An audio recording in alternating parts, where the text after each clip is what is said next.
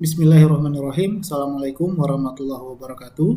Pada kesempatan ini saya akan menyampaikan pernyataan diri dosen untuk unjuk kerja Tridharma Perguruan Tinggi bidang penelitian dan publikasi karya ilmiah.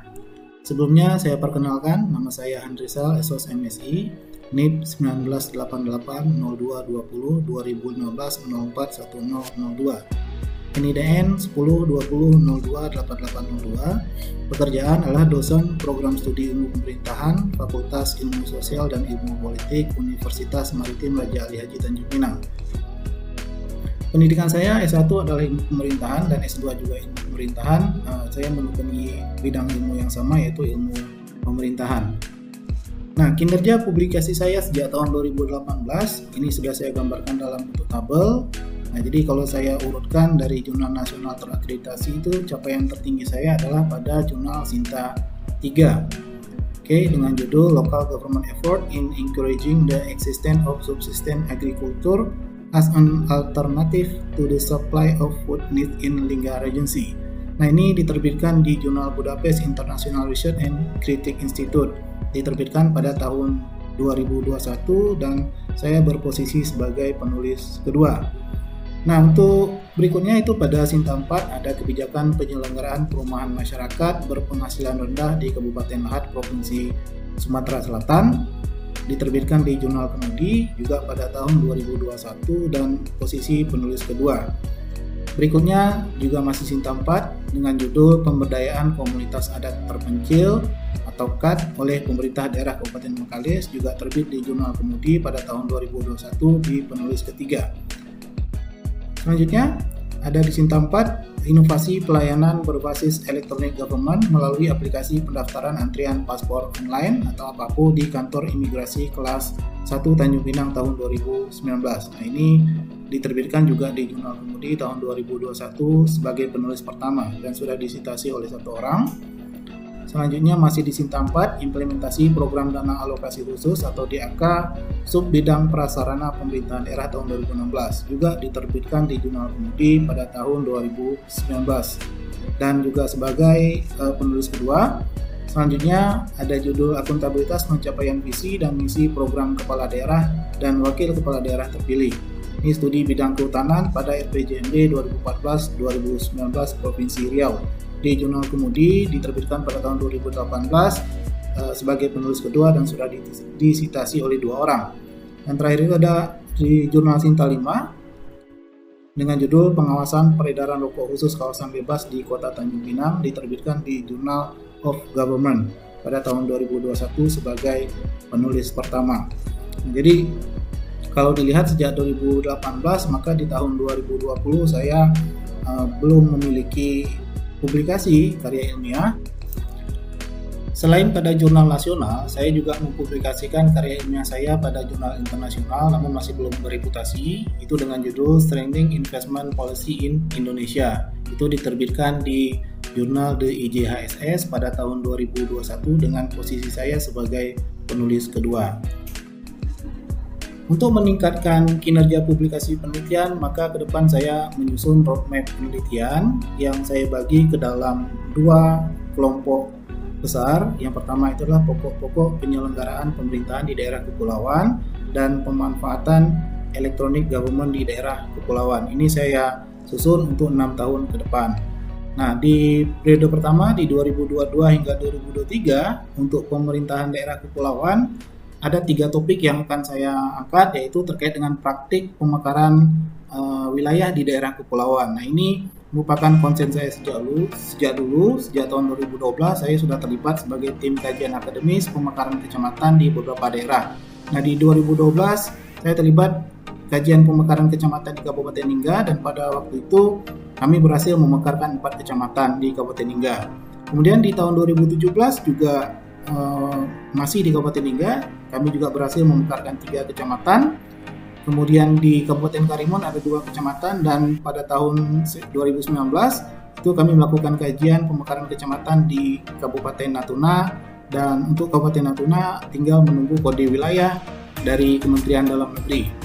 Nah, kemudian di topik kedua itu ada eksistensi dana pokok pikiran atau aspirasi di dalam APBD, anggaran pendapatan belanja daerah. Nah, ini lebih kepada kajian politik anggaran. Dan kemudian terkait dengan kebijakan lingkungan hidup di daerah kepulauan ini karena saya kaitkan dengan mata kuliah yang saya ampu, yaitu terkait dengan ekologi pemerintahan. Nah, sementara untuk topik berikutnya itu dengan pemanfaatan e-gov di daerah kepulauan, itu saya bagi ke dalam 2 subtopik ya. Yang pertama adalah implementasi e-gov di daerah kepulauan, dan yang kedua adalah tata kelola dan standarisasi website pemerintahan daerah. Oke, nah ini jadi sangat penting di daerah kepulauan memiliki tantangan sendiri untuk pengembangan e-gov-nya karena terkait dengan sarana prasarana dan sebagainya. Nah, pada tahun berikutnya di 2024 dan 2025, maka lanjutan dari praktik pemekaran wilayah di daerah kepulauan itu saya lanjutkan dengan evaluasi pemekaran wilayah di daerah kepulauan. Nah, maka daerah yang dimekarkan itu akan kami coba evaluasi apakah memang sudah sesuai dengan tujuan dari pemekaran itu sendiri. Nah, jangan sampai nanti pemekaran wilayah ini justru menjadi komoditas politik yang dijanjikan oleh calon-calon kepala daerah, terutama bagi calon incumbent. Nah, karena itu yang banyak terjadi. Kemudian lanjutan dari eksistensi dana pokok pikiran dan aspirasi di dalam APBD, saya lanjutkan dengan proses dan permasalahan pembahasan APBD. Nah, ini sering terjadi permasalahan dalam pembahasan APBD, sering mandek terjadi ketika dana-dana anggaran-anggaran itu tidak mengakomodir pokok-pokok pikiran dari DPRD. Kemudian yang ketiga itu evaluasi kebijakan lingkungan hidup di daerah kepulauan.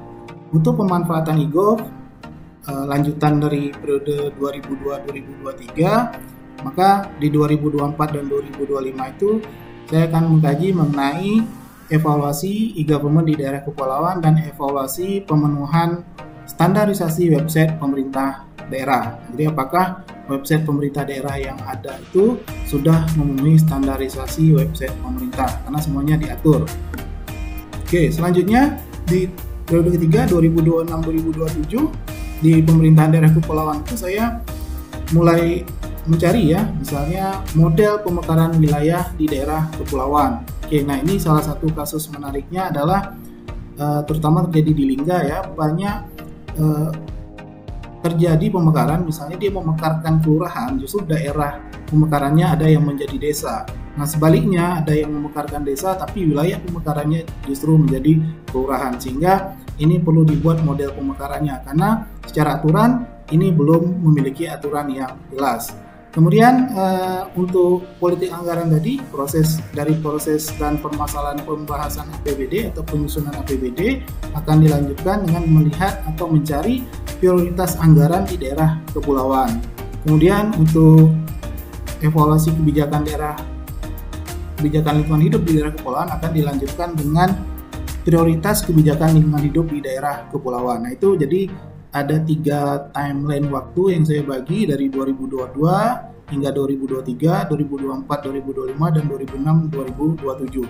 Nah, untuk bidang e-gov di daerah kepulauan, maka saya bagi ke dalam 2 tema yang juga merupakan lanjutan dari periode sebelumnya, yaitu terkait dengan optimalisasi penerapan e-government di daerah kepulauan, dan kemudian optimalisasi pengelolaan dan pemanfaatan serta pengembangan website pemerintah di daerah kepulauan. Nah, jadi itu adalah serangkaian rencana penelitian saya dalam bentuk roadmap penelitian yang akan saya lakukan selama 6 tahun ke depan. Semoga dapat meningkatkan kinerja publikasi saya. Mungkin sekian yang dapat saya sampaikan. Terima kasih atas perhatiannya. Assalamualaikum warahmatullahi wabarakatuh.